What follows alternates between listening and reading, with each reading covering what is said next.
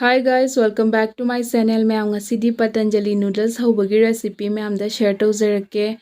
Yamna so hauri mayam aduga hobasu yamna lai adu mayam su soidana horaga charamani adu mayam kamaina vegetables mayam hapaga aina kamaina hoga habdo mayam da su ucharake. Mayam video se pambiraga di loiba fobu yengbiu. Chata charasu vegetables mayam hapaga healthy way da chabado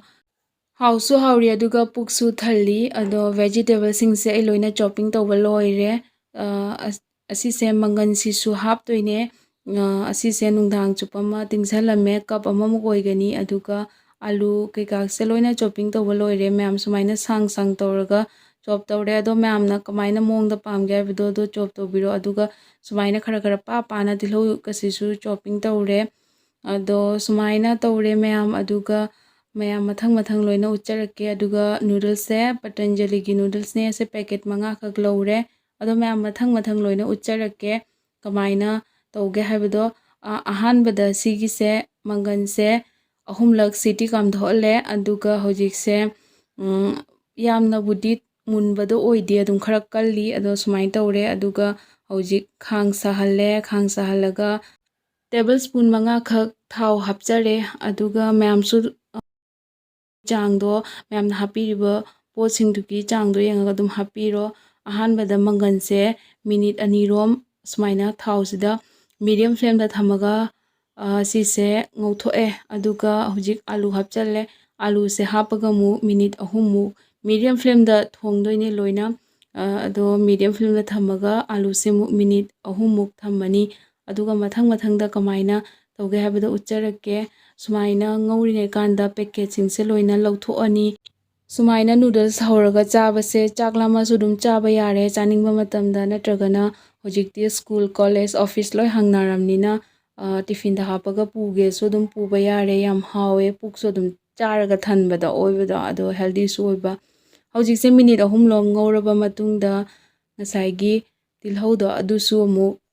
khudna khitang crush tawraga hapchanjare aduga maisiti do medium flame da thame aduga hojikse minute amamuk ngawraba matungda manada bi kobi se asimuk loina hapchalani aduga asise moroga tekpadu su hapchalani aduga phajana mix tawrani mayam hapchariba posing se sumaina mai matam chana hapagadi yamna hauri amuktangda punna ngawsangradi amagi crunchiness to leitraga chabada khatang hawa wali ana khalle ado mayam su loin mai chanari natani loi khangni natani ado mayam aina am khangjana haijab nate adum nauna noodles ka horaga chaba ngang singna kamaina hogani haibado ado dum khara ina khangjabado ado haijabane aduga hojikse sumaina vegetables singse loina ngawba loire e haiba matamsida noodles se hap ising phajana sahalaga hape ising je sadringai da hana hapchalagadi noodles se chowbri ondokhrani aduduna khara sumaina masla hapam dai matamsida ising sahalani ising sahalaga noodles se minute amamu saholaga aduga minute ani amana ising asaba duga thamani aduga lawthokhrani hojikse yangkhang 1/4 tablespoon hape aduga morok so dumaina morok ko pado kitang hape aduga thum kitang chaire masla da su thum hapani na yam haptre thum se aduga khamen simbi khramu saisale khamen simbi jahan bade hap khradi toithagiri na loiramdai da tora hape hojikse sumaina noodles sisu minute ani thamme singa sabasida ado phajana mai macha tare aduga sigisiga isingse chi thokhrani ado yangkhangne hojikki kitang napaga yawbado ado hojikse phajana sumaina chi thoi aduga macha ta na sumaina noodles se leire thau keka kem hapdrasu sumai sum tawbase yabane aduga hojikse asise kanghalaga thamani Cabbage se hapaga minute ahum lom ngawre aduga masla singse loina hapchangrani masla se noodles hapaga matungda hapaga di mix tawbado khitang nungaite aduduna hana masla singse loi hapchalle aduga sumaina sisingsiga vegetable singsiga mix tawre masla se